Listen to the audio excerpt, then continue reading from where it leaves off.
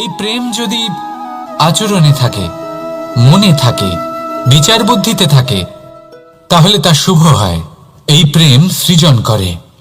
কিন্তু প্রেম যদি ব্যবসার অঙ্গ হয়, যদি এই প্রেমের ব্যবহার নিজের স্বার্থ, নিজের অহংকারের জন্য করা হয়, তাহলে তা সংসারের বিনাশ ঘটাতে পারে। রাধা প্রেমের ব্যবহার করেছে শাম্বের কারণে, আর শাম্ব সেই প্রেমের ব্যবহার করেছে নিজের অহংকার, নিজের স্বার্থ সিদ্ধির জন্য। শেষ পর্যন্ত ক্ষতি শাম্বের হলো না, হলো প্রেমের। তাই মনের মধ্যে প্রেম ভাব অবশ্যই রাখুন, নিজের আচরণেও প্রেম ভাব বজায় রাখুন, কিন্তু সতর্কও থাকবেন আপনার এই প্রেম, একে নিয়ে কেউ ব্যবসা না করে ফেলেন।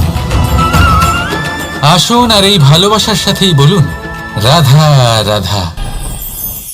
সত্য, এই সত্য আসলে কি? কেউ বলবেন যা অসত্য নয় তাই হলো সত্য, কেউ বলবেন সেটা যার ভিত্তিতে আমরা বেঁচে আছি তাই হলো সত্য। কিন্তু সত্য আসলে কি? তার থেকেও বেশি গুরুত্বপূর্ণ হলো এটা বুঝতে পারা যে সত্যের ব্যবহার কিভাবে করা উচিত। যদি আপনার কাছে সত্য থাকে বা আপনি সত্য জেনে থাকেন আর আপনি তার ব্যবহার করেন, সদ্ব্যবহার করেন সংসারের জন্য, তাহলে আপনি এই সমস্ত সংসারের অনেক ঊর্ধ্বে চলে যাবেন। কিন্তু যদি আপনি সত্য জানেন আর তার দুর্ব্যবহার করেন, তাহলে আপনি সমস্ত সংসারের পক্ষে ক্ষতিকারক হয়ে উঠতে পারেন।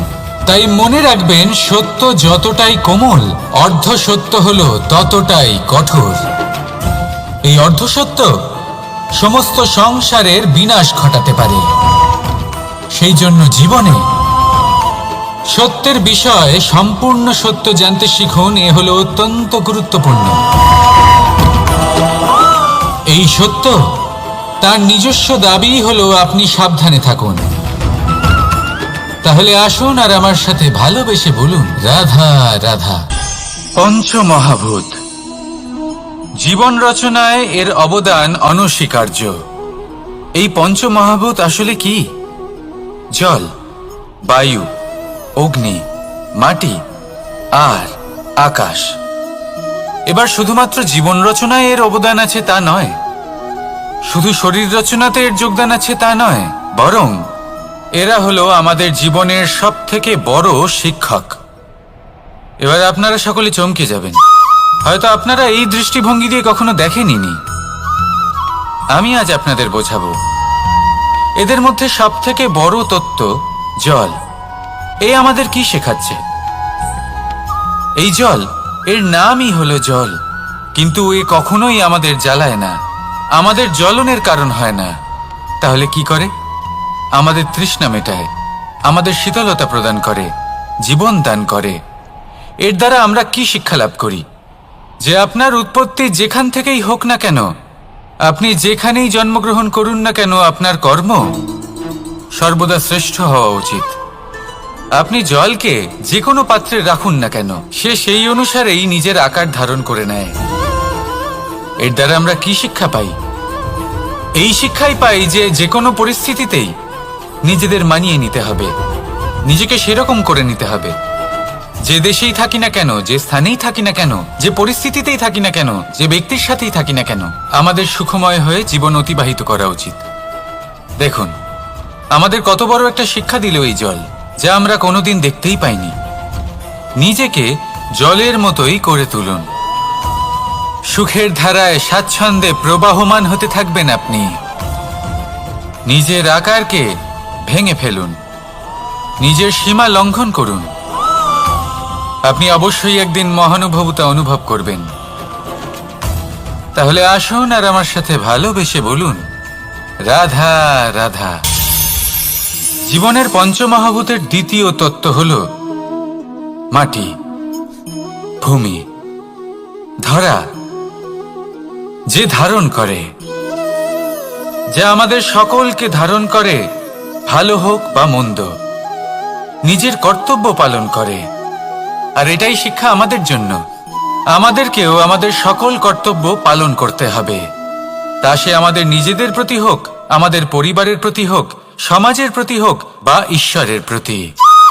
এই শিক্ষা আমাদের মাটি দিয়ে থাকে। এ আমাদের পদতলে পিষ্ট হয়েও তার বদলে আমাদের বনস্পতি প্রদান করে। অগ্রসর হতে পদক্ষেপ নেওয়ার সময় আমরা পা দিয়েই ধরিত্রীকে পিছনে ঠেলি, কিন্তু এই মাটি আমাদের ঘৃণা করে না। সে আমাদের পরবর্তী পদক্ষেপের জন্য অপেক্ষা করে আর স্বাগত জানায়। আর হয়তো সেই জন্যই এই ধরাকে আমরা ধরিত্রী মাতা বলে থাকি। আর তাই এই পদবি, এই সম্মান, এই ভালোবাসা এর আকার বা এর ভারের জন্য একে প্রদান করা হয় না, প্রদান করা হয় এর স্বভাবের কারণে। আপনিও যদি ধরিত্রীর মতো হতে পারেন, যদি আপনিও নিজের সকল কর্তব্য পালন করেন, বিশ্বাসের সাথে তা স্বীকার করে নিতে পারেন, যদি অন্য কারোর সাফল্যেও আপনি প্রসন্ন হতে শিখতে পারেন, যদি আপনি একটু কষ্ট সহ্য করে অন্য কাউকে প্রসন্নতা প্রদান বা অন্য কাউকে সেবা করতে পারেন, তাহলে আপনিও মাটির মতোই মহান হয়ে উঠতে পারবেন। তাহলে আসুন আর আমার সাথে ভালোবেসে বলুন, রাধা রাধা। জীবনের পঞ্চমহাভূতের মধ্যে একটা তত্ত্ব হলো বায়ু। বায়ু যাকে কিনা দেখা যায় না, বরং তাকে কিন্তু আমরা অনুভব করতে পারি। আর একে সব থেকে বেশি অনুভব করতে পারি তখন যখন বায়ু কম থাকে। বায়ু যদি লুপ্ত হয়ে যায়, তাহলে তখনই আমরা বুঝতে পারি যে বায়ু তো নেই, এ তো সমস্যার ব্যাপার। এবার এই বায়ু দ্বারা আমরা কি শিক্ষা পাই? এই বায়ু আমাদের এই শিক্ষা দেয় যে আমাদের কখনোই অহংকার করা উচিত নয়। আমরা সকলেই কখনো না কখনো চাই যে আমাদের শ্রেষ্ঠতা, আমাদের যোগ্যতা, আমাদের মাহাত্ম্য এই সংসার বুঝতে পারুক। আর নিজের মাহাত্ম্য প্রমাণ করার জন্য শক্তি দেখানোর কোনো প্রয়োজন নেই। কারণ যখন কোনো ব্যক্তি, এই সমাজ, এই সংসার আপনাকে নিজের থেকে দূরে করে দেবে, আপনার থেকে দূরে চলে যাবে, তখন আপনার মাহাত্ম্য কি তার আভাস সে নিজে থেকেই অবশ্যই পেয়ে যাবে। আপনার কিছুই করার প্রয়োজন নেই। বায়ুর মতো হয়ে উঠুন। বায়ু যার কিনা কোনো ভার নেই, কিন্তু যখন সময় আসে, যখন সে তুফানের রূপ নেয়, তখন অত্যন্ত বড় বড় বিধ্বংসী কাজ সে করে ফেলে। আর তখন এর শক্তির কোনো তুলনাই হয় না। বায়ু যে নিজের সঞ্চালন দ্বারা পৃথিবীকে প্রাণ দেয়, নিজের পরিবহন দ্বারা এই মেঘ সৃষ্টি করে, এই ধরিত্রীর তৃষ্ণা নিবারণ করে। বায়ুর মতো যদি আপনি হয়ে উঠতে পারেন, তাহলে হালকা হয়ে যাবেন, ওপরে উঠতে পারবেন এই সংসার, এই ভৌতিকতা, এই মোহ মায়া থেকে। আর তখন আপনি বুঝতে পারবেন যে প্রেম কাকে বলে।